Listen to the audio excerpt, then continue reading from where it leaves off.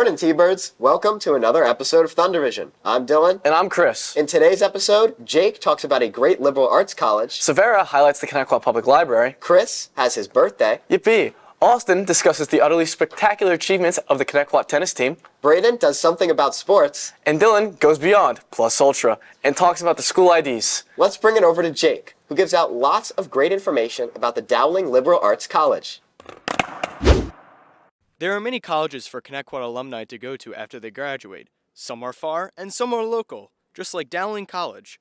Dowling College was a private liberal arts institution situated on the historic Idlehour Estate. Despite its scenic location and diverse academic offerings, the college faced financial difficulties and declining enrollment, leading to its closure on August 31, 2016. In 2017, the campus was sold for $26.1 million to Mercury International, a subsidiary of Beijing-based China Orient Asset Management Company. Since then, the property has suffered from neglect and vandalism, raising concerns among the local residents about its deterioration. A tax write-off between Mercury International and the town of Islip was settled in December of 2023, reducing payments of almost 80% and forcing the company to invest $250,000 in security and maintenance upgrades. Legislator Anthony Piccarello have advocated for the county to purchase and preserve its historical campus to protect its cultural and historical significance. As of now, the future of the former Dowling College campus remains uncertain, with community members hopeful that any redevelopment will contribute positively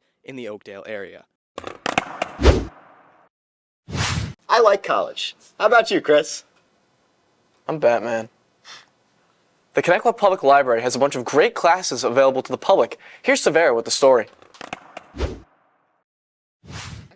What's up? Connecticut.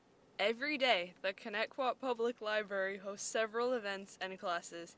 Some classes and events, such as chess club and flower arranging, seem to be recurring, while others are one-time events. They vary widely in the topics they cover, with some topics being art, gardening, yoga, and enrichment classes for kids. They occasionally have classes that can be especially helpful as a high schooler, such as college information and a defensive driving class. Several events are held each day, and they tend to be anywhere from 1 to 2 hours long. To sign up for a class, you need to have a library card in your own name. As someone who attended one of these classes, I'd highly recommend it if you want to meet others with similar interests and gain insight on a variety of topics. To see what classes and events you can sign up for, go to the Classes and Events tab on the Connecticut Public Library website. Back to you guys in the studio. I like going to the library, Chris. How do you feel about the library? I haven't been to the library in a couple of years. I remember I just buy like the same 3 comic books from there. You buy stuff from the library? Steal from the library. It was recently Chris's birthday, so we dived into the history of birthdays and how they are celebrated. Happy birthday to you. That's right, this is a story on happy birthday. Yeah, birthdays, people. We all love birthdays and we all have them. So let's talk a little bit about the history of the birthday and where it originated, and then we're going to have Dylan interview a couple people On how they feel about their birthdays. Yeah, and what they do, and what they eat. Yo! The earliest known birthday celebrations originated in ancient Egypt, specifically around 3000 BCE. These celebrations weren't for individuals, but for pharaohs, marking their coronation as their birth into godhood. The Greeks later adopted this practice, celebrating the birthdays of their gods and goddesses. The Roman Empire then expanded the practice to include celebrating the birthday of friends and family. What's your name and what grade are you in? My name's Ashley Temps and I'm in 9th grade. And how do you celebrate your birthday, Ashley? Hang out with friends and family and eat cake. Nice. What type of cake do you usually eat? Strawberry shortcake. Like the show? Yeah, like the show? Like the food. That's not real. Sorry. It is real. Pull up a picture of strawberry shortcake on the screen, please. It's the cake with the cream, then the strawberries, and the cream, then the cake. When is your birthday? August 9th, 2010. 8/9/10. 8/9/10. All right, thank you for your time. Kablam. All right, what's your name and what grade are you in? Nate Trainer, 12th grade. And Nate, how do you celebrate your birthday? I always have parties at my dad's house and sometimes have a chocolate fudge cake from Cheesecake Factory. Well, that's awesome. And would you say that that chocolate fudge cake is the best cake? Yes, very much so. Better than any of the other cakes. That's a pretty good cake, man. Yeah. And when is your birthday? January 19th, 2007. Awesome. Thank you for your time. All right. Who am I here with? What's your name and what grade are you in? Chris Martin, and I'm in 11th grade. All right, Christopher George Martin. How do you celebrate your birthday, Chris? Usually I might just have some family over. I'll invite a couple friends over, and we'll have a sleepover and play like Dungeons and Dragons and stuff. Oh, that's awesome, dude. What's your favorite type of cake? My favorite type of cake? Regular vanilla cake with some frosting. Not a very big cake guy. That's fair. That's pretty good. Sticking to the basics, you know. And when is your birthday, Chris? May 16th, in 3 days from when this is recorded. Yeah. You're officially the big 17 now, Chris. How does it feel to be old? Old? Yeah, you're halfway to 34. Thanks, man. It's pretty good, I guess. It's a good feeling. Yeah, it's a good feeling. Feel real like an adult. You're almost there. Yeah. No, our tennis team is truly amazing, and they achieved some great things this year. Austin is Troy 4K, and he gives us the story. Greetings, Connecticut. Greetings, Connecticut. Our district is known for our track and wrestling programs, but one that has completely flown under the radar this year is our varsity tennis team. This year, we have made a monster tennis team that has made history for our district. The team has become league champions, which has not happened for boys tennis since 2004, but more importantly, they are the undefeated league champions, which has never happened for boys tennis in Connecticut history. In non-league matches, we beat Ward Melville for the first time ever, and almost beat Comac, the previous league champions. A lot of factors have made our team the elite of the elite this year, but the biggest factor was Coach Kavanaugh. Now, how long have you been coaching tennis for at Connecticut?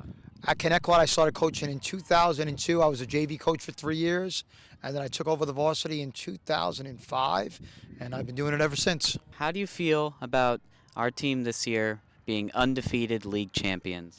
Well, a lot of work goes into being a league champion, let alone an undefeated league champion, but it's the most successful year we've ever had. It's career validating for me. I feel like it's been a lifelong goal for us to get our year up on the board, up in the gymnasium.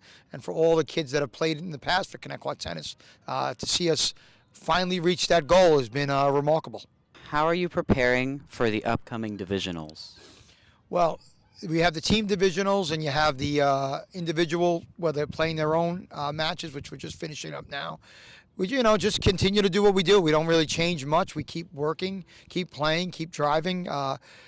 We're 11 kids strong that start, and we're going to run that same lineup out there for everything we got. Hopefully it ends up in the county championship. What is the future for Connecticut Tennis? Young. You're going to be the oldest one on the team. There's going to be about 4 returning players. The good news is we have a undefeated JV team as well that Coach Sewell has prepared for the next step. We might have some growing pains to start the year next year, but we're going to work out all summer, work out in the winter, and then hopefully hit the ground running in March, and we're going to let the young kids take over. All right, thank you for your time. Thank you, my friend. Great job. Recently, our team entered the individual conference tournament for our division at East Islip High School. We had a total of 8 players make it into the top 8 of the singles and doubles bracket of the tournament, which entered them into the all-county tournament. Our singles players, James Moseri and Francisco Arenas, made it to the top 4 of the singles bracket, and our first doubles team with players Luke Plana and Gavin Gagliardi made it all the way to the finals tournament and won. How does it feel to be champions today? It feels pretty good. We've been working at this for a while, so yeah, it feels good. Yeah, it feels amazing. It was the right time to do it, so yeah.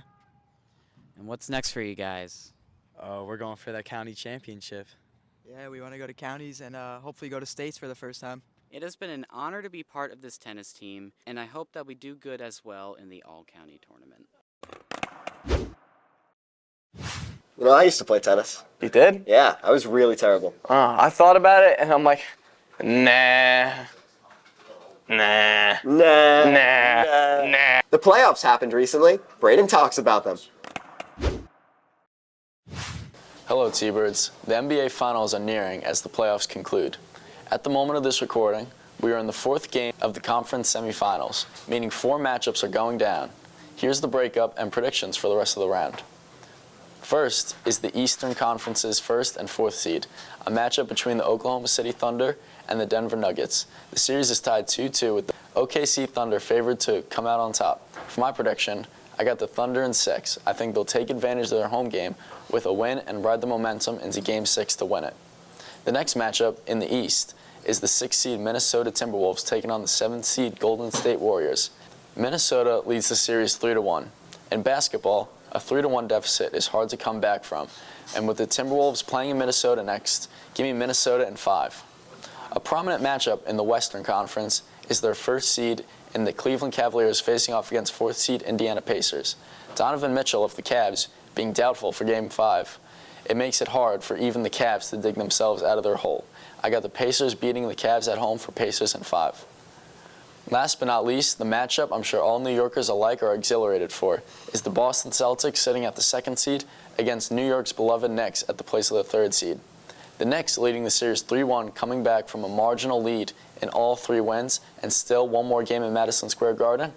All of New York is seeing a Knicks series win. My prediction is Knicks in 6. All right, Chris, I don't know anything about sports. Yeah, neither do I. Are the playoffs football? No, it's basketball, and I just want to say, let's go Knicks, because I want to see New York City get annihilated. No, I'm not kidding. Like, that wasn't for the bit. I genuinely thought the playoffs were football. School IDs are a real controversy. Dylan explores this topic. Everyone at Connecticut has an ID that is unique to them. These IDs can have photos ranging from good to bad, and can be from a variety of different grades and years. But let's see what some of the students think about their own IDs. Who am I here with? Severa. And what grade are you in? I'm in 12th grade. Ethan. And what grade are you in? 11th. All right. Now, how do you feel about your school ID? Do you like the photo? Not really. Let's see here. It's my picture from 8th grade. Let's get that up on camera. I think it's pretty bad, and I think whoever took mine had some kind of vendetta against me. And this goes for every year that I've been at this school. Every year without fail. I don't think they like me. All right. Now, do you think it still looks like you? Not at all. I don't know, because I had purple hair in it. As you can see, I don't have purple hair anymore. I pray to God I don't look how I did in that photo. I really do. If I do, I don't know. Many students seem to be unhappy with their IDs, and if you don't like yours, you can make a request to get a new one, with a higher chance of a newer picture being used. My ID photo is from 5th grade, and it looks like I stole it from a little girl. Have you ever lost your ID? I have not lost my ID. I keep very good care of it. Take very good care of it. Treat it like my firstborn child.